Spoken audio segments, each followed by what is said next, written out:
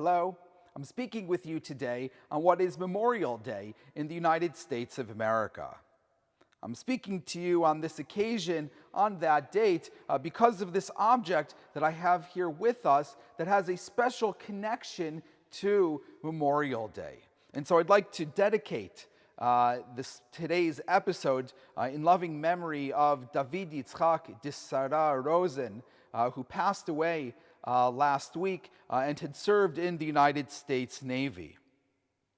May his memory be for a blessing.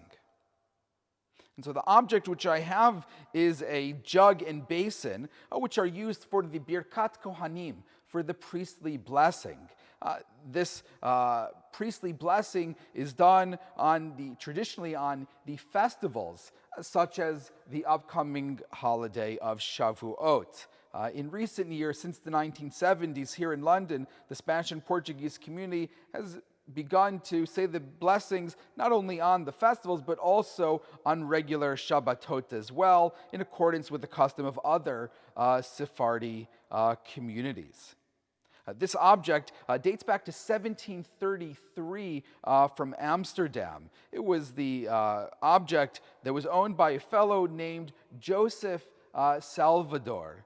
In fact, on the objects, on these items, there actually is the coat of arms of the Salvador family, a rampant lion, somewhat faded, but can still be observed when looking at them more closely. The objects were then brought to London by Joseph's sons, Isaac, as well as Francis Daniel, and given over to Bevis Mark Synagogue. Francis Daniel had two sons himself, Jacob and another Joseph, named after his grandfather. And Jacob had a son who was also named Francis Daniel after his own grandfather, so the fourth generation. Francis Daniel is important because he decided to move to America in 1773. He ultimately decided to adopt the cause of the revolutionaries with the colonists and side with them in battles. Sadly, he was killed by native people in 1776 at the very outbreak of the war, who had been siding with the British. And he ended up being the first Jewish casualty in the American Revolution. And if you go to Charleston, South Carolina today, you can see a plaque dedicated to his memory. I've often wondered why it was that he moved to the colonies in 1773. And I think I may have found the answer.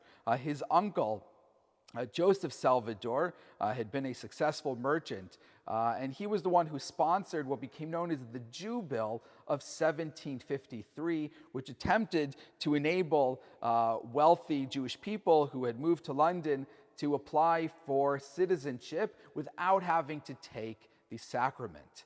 Originally, it was passed, seemingly uncontroversial, but there ended up being a big backlash against it, accusations that Jews were taking over the country, they were going to buy St. Paul's and turn it into a synagogue, and so ultimately it was rescinded. And so perhaps his nephew, Francis Daniel, decided that perhaps there could be even more opportunities for advancement in the colonies and the fledgling United States of America than there had been in Britain, despite the fact that Jews in this country had most rights.